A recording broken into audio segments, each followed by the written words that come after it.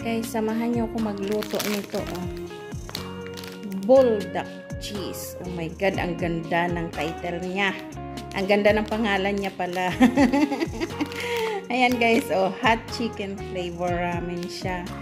Since hindi namin siya kayang kainin ng ganito lang, kasi super talaga ang anghang niya, gagawa natin siya ng paraan guys.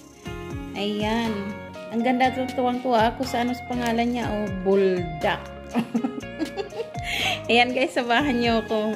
Gagawa tayo ng gisadong bulldog cheese. Ayan. Ayan guys, may nagbigay sa amin ng pure pork. Ayan, hotdog siya guys.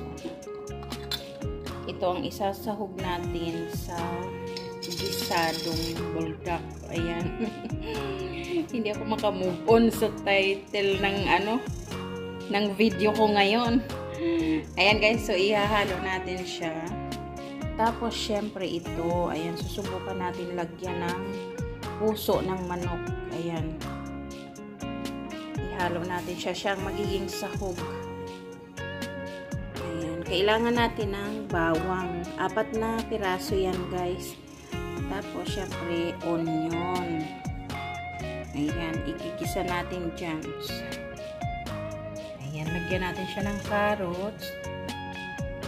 At syempre ng repolyo. Ayan.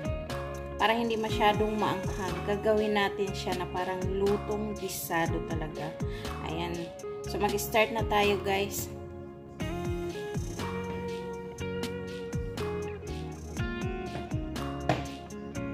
Ilagay na natin siya lahat guys para marami ang ang sahog. Ayan. Diba, grabe yung alam niyo pag nagugutom talaga, kung ano-anong naiisip na kainin. Ayan, nagpakita itong hotdog na ito, kaya naku, talagang kasali siyang magigisa.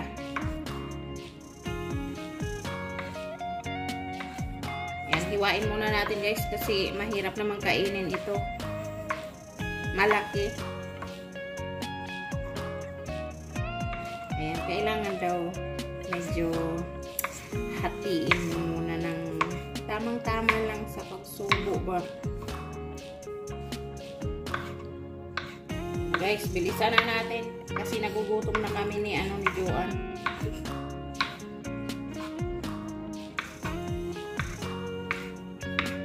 Ayan, hiwain lang ng hiwain hanggang matapos. So, ito na guys, tapos na. Ayan, mag-umpisa na tayo mag-gisa. So, i-ready na natin siya guys para dire-diretso ang luto. Parang pala siya, parang spaghetti pala yung itsura niya ng noodles niya.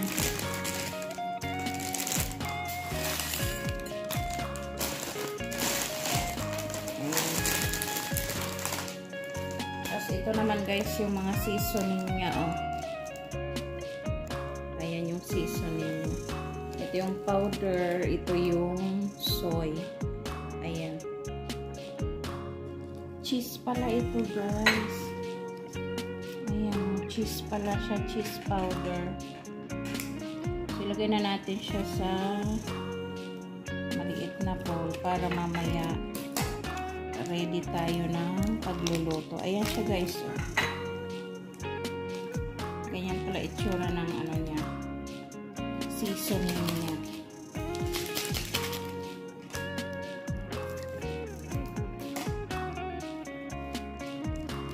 May siya, may halo siyang nori.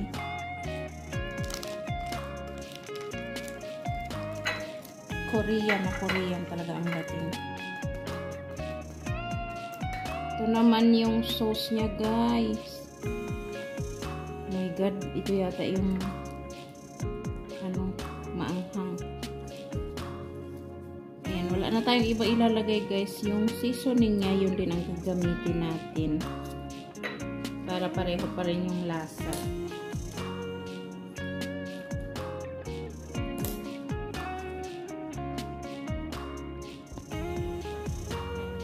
Ayan, so ilagay na natin yung mantika guys. Medyo dinagdagan ko kasi para hindi siya dry pag niluto na natin. Ayan, Painitin muna natin siya para makapaggisa na tayo. Siya nga pala guys, kaya ako nagbo-voice over ngayon. Hindi dahil sa tinatamad ako mag-edit ha. Pero susundin lang natin yung nag-request nito. Ayan, shout out sa'yo, Creepy Shorts Tales. Siya rin si Gimbal. Ayan, Gimbal Horror Stories. Ayan, ito na loads ang iyong request. Ayan, so ilagay na natin yung bawang. Isa muna natin siya.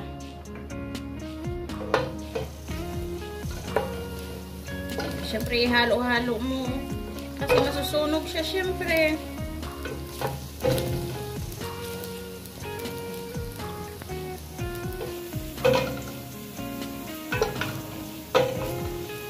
Ayan, ihalo natin hanggang sa medyo mag-brown na ang color niya. Huwag naman kung sunugin na yung konting brown lang. Ayan, para mas malasa ba.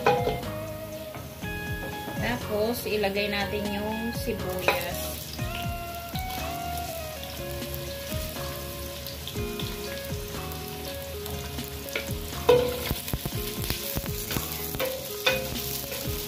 Ihalo-halo lang.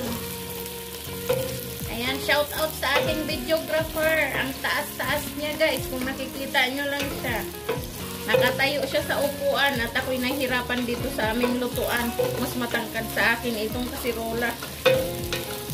Wala kaming ano guys, wala kaming malaking kawali. Kaya ito na lang. Ayan, so ihalo-halo natin siya. Halo-halo lang. Tapos isunod natin itong puso ng manok. Ayan. Ayan guys. Alam niyo naman ang mga Pinoy, kahit trading kanton, nagagawa ng paraan. Mapapasarap natin yan guys. Magpapasarapin natin yan. Ayan. So, ihalo-halo natin yan ng maigisa ng maayos. Ayan, isang kutsa. Halo-halo. Huwag tatamarin kung gustong kumain. Halo natin guys. Isang kutsa na maayos yung puso ng manok. Kasi kailangan maluto din yun.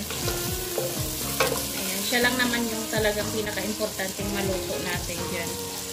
So pag ganyan na ang kulay guys, ibig sabihin okay na yan. Kasi wala nang dugo sa loob. Siyempre isunod natin yung hotdog. Ayan. Ito talaga ang pasarap dito. Ayan na. Tumatawa yung aking video club. May sinabi ba akong masama, guys? Sabi ko lang naman masarap itong ano eh.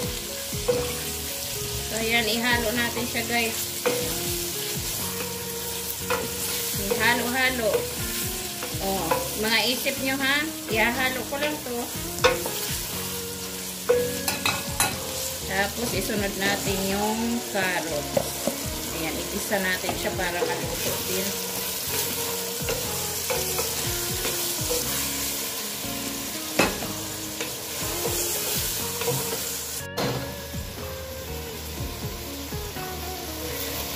Haluin natin siya. Tapos ilagay natin yung seasoning niya, guys. Guys pala, hindi guy. O sige, ilagay natin yung powder niya para magkalasa na siya.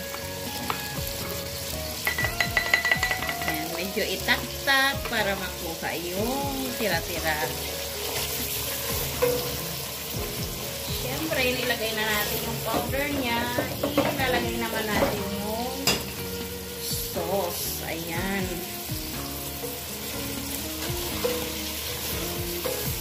Kita nyo guys, ang kulay guys. Kulay pa lang. Siguradong maanghang na. Yun naman, basta mga Bicolano, Oragon. Ayan. Kaya naman ang niluluto namin laging maanghang.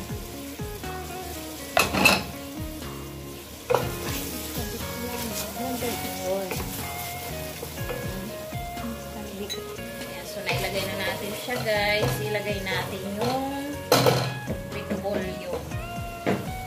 Para maigisa na natin siya.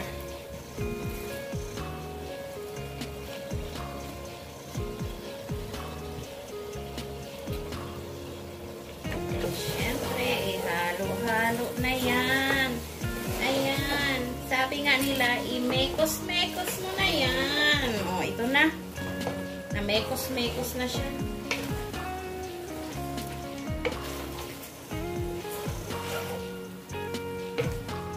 Ayan. So, huwag natin masyadong tagalan para hindi ma-overcook yung gulay. So, lagyan na natin siya ng hot water. Ayan. Para diretso nang ilagay yung noodles niya.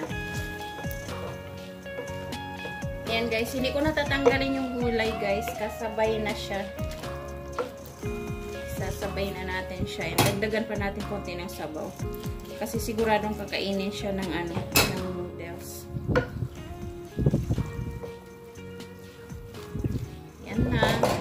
Tapos, syempre, ilagay mo na yung noodles. Kailangan pala, ayan. Kailangan iganito ko siya para mabilis mag-absorb ba. Ayan, hatiin natin siya, guys, para mabilis.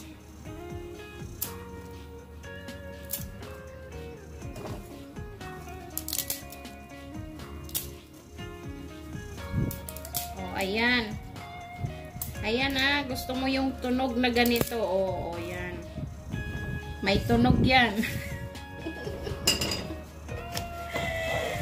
Ito na guys. Tapos ihalo-halo lang natin siya. Pag kumulo yan, lalambot na lang yung noodles niya.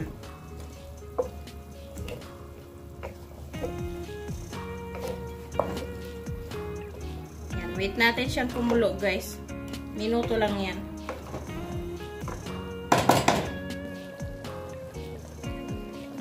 Ayan guys, kumukulo na siya, nakita nyo. Ayan, so haluin na natin siya para hindi siya ma-overcook.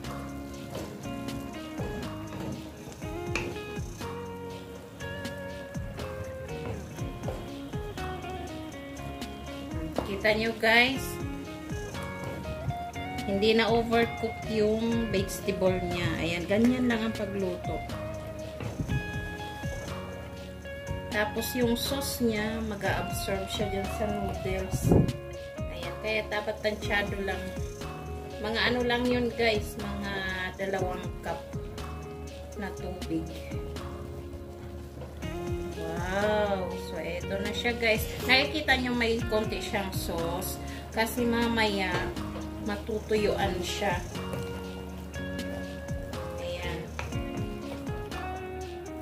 So, ready na yan guys. Huwag nyong i-overcook kasi hindi masarap yung gisado na overcook. So, yan na guys. Maraming salamat. Mamaya kainan na.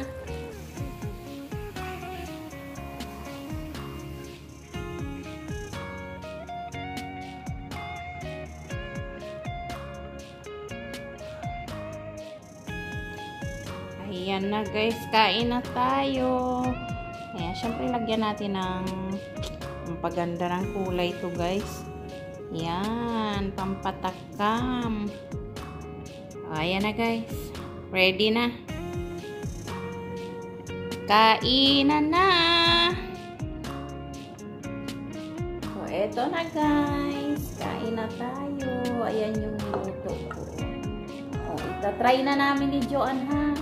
Say hi, Joanne. Hi. May gusto ka bang i-shout out, Joanne? Siyempre, ang unang kakainin hotdog. Oh, ayan guys, papakita ko sa inyo, masarap to.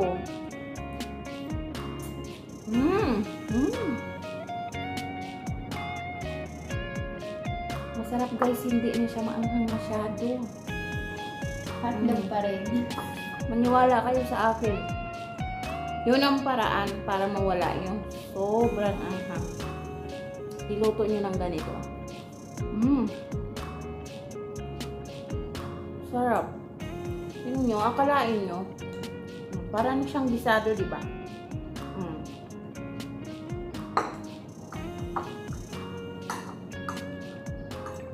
Sarap Ganito palang gagawin ko.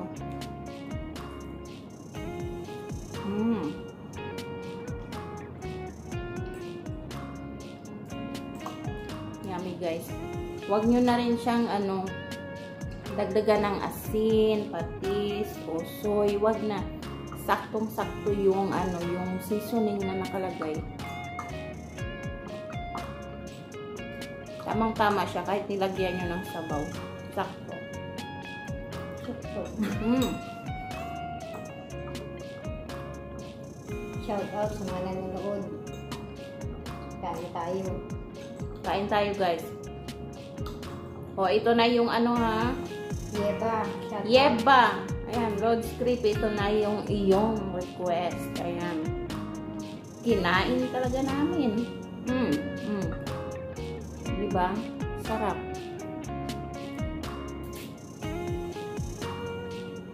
Ayan na guys. Ayan, salamat sa panonood. Thank you, thank you. Wow!